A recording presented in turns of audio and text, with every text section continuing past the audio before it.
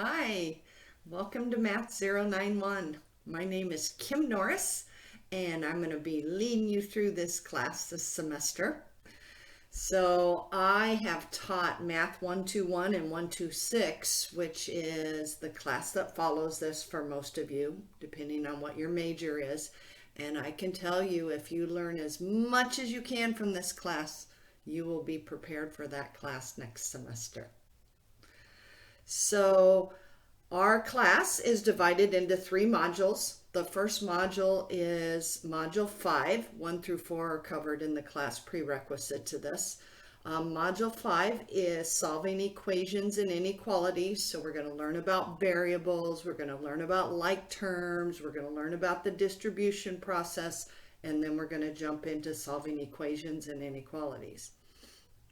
The second module is Module 6. Excuse me, and it is functions 1, and then the last module's module 7, functions 2. So everything you need to know to get you ready for Math 1-2X. So we're going to start this section with a definition of a variable. I think most of you probably already know what a variable is. A variable is a letter or symbol that represents a number. What a lot of people don't know is that the name is a little bit misleading, because variable makes you think that a variable is always going to be changing, hence the word vary. But there are 2 types of variables. One is the changing value. So it's a quantity that may change with the context of a mathematical problem.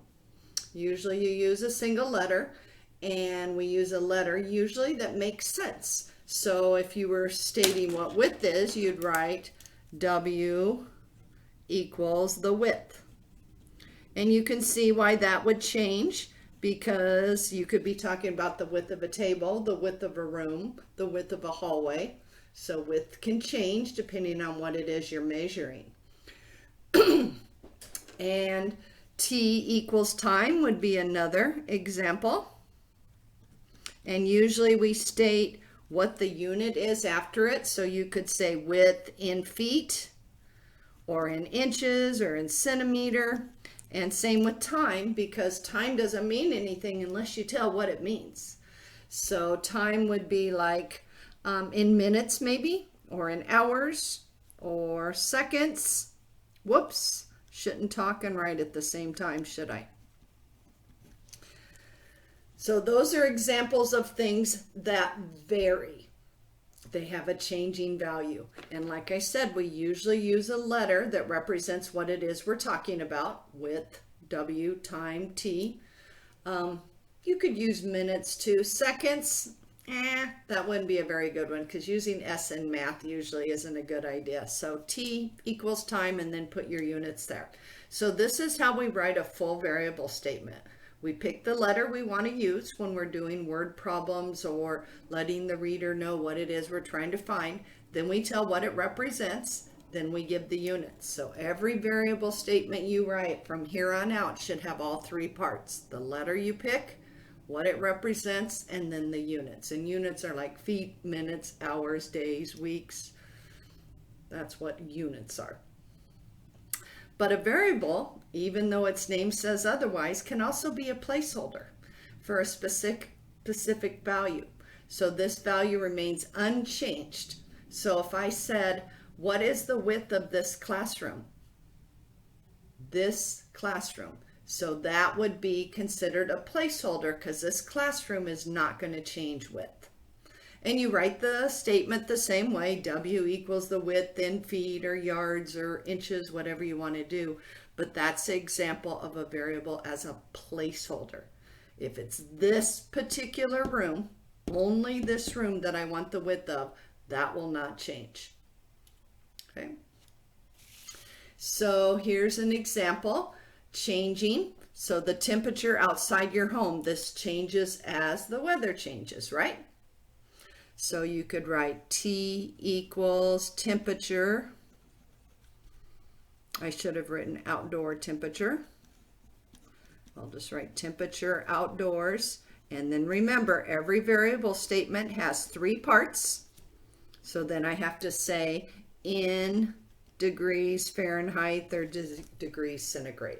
So every variable statement you write needs all three parts: the letter, what it represents, and the units. Here's an example of a variable as a placeholder: the area of our classroom.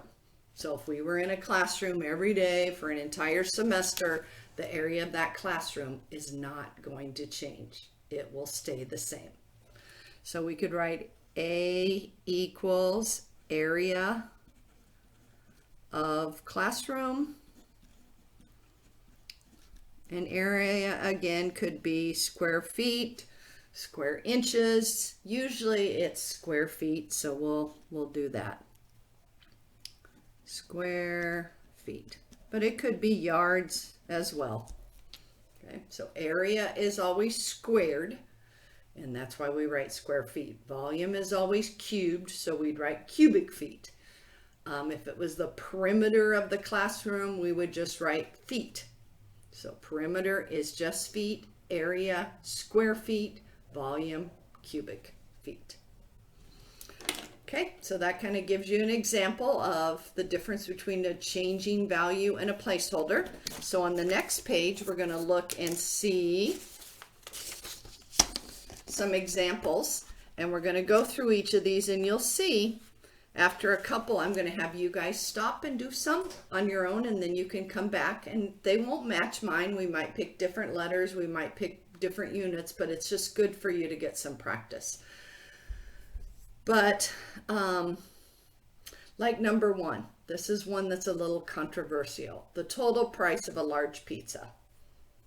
So you could walk into a pizza joint and every pizza is the same price. That would make it a placeholder. But is that usually the case? No. So this one I would say is, what did they call it? Varies, I think. Placeholder, changing value. So this one would be a changing value. So the variable, or the total prices of pizza, is a changing value for most cases. But like I said, if you walked in a pizza place and every pizza on the board was the same price, then you could also have an argument saying that it is also a placeholder. So this one's changing. And you could say P equals the price of a pizza, of a large pizza, I guess. And then remember, you always need units at the end, so this would be in dollars. And you could put pesos, you could put yen, whatever, but you know, I'm using our typical $1. So I picked a variable that represents what I'm trying to find, price. Some students will pick T for total price, that's fine. I just picked P for price of a large pizza, and then the units would be in dollars. Okay, the next one, the decibels measured at a concert. Do you guys know what that is? That's how loud the concert is.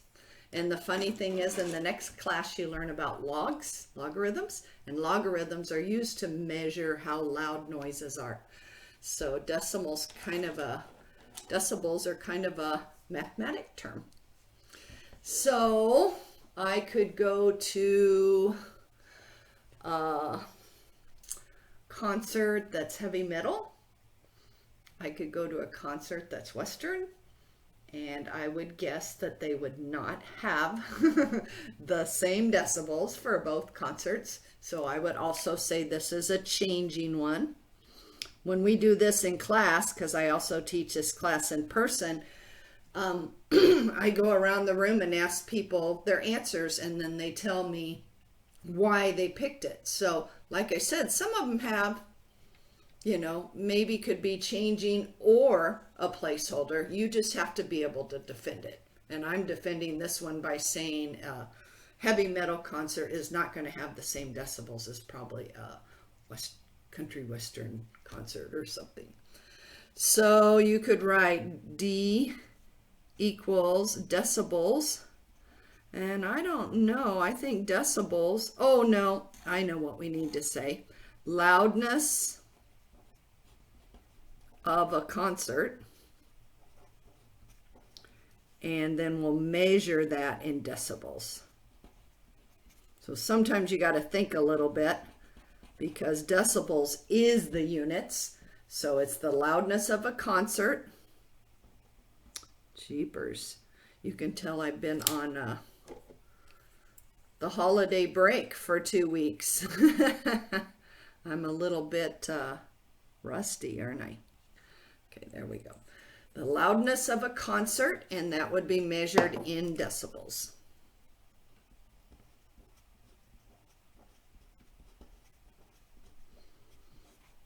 Okay, so let's do 2 more, and then you guys can try some. Turn off the video, try some on your own, and then come back, and then we'll see how you did. So the value of stock, I think we all know that's ever changing. So that one's a pretty easy one. And you could write V equals value of the stock market.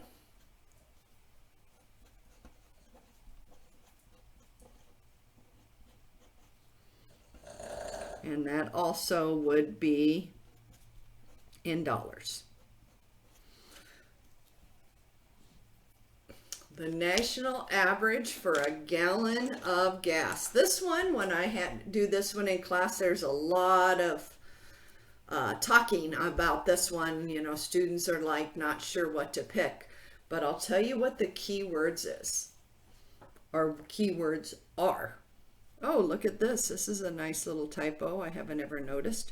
January 1st, 2015. Well, there's only going to be one average for on January 1st, 2015. They're going to pull all the gas stations in the United States, and then they're going to pick one price that is the average. Now, does that average change daily? Oh, yes. But does it change on January 1st? No. There's going to be one average for that day. You look it up in the Guinness books, and there'll be one number for January 1st, 2015, and it's the average of all the gas prices around the United States. So there would just be one answer, and a lot of students have a hard time with that, and they're like, well, it's changing. Yes, but on that one day, there's only going to be one average. So we could call that A, average price per gallon of gas. And like I said, there's no right or wrong answer. So A equals average price per gallon of gas.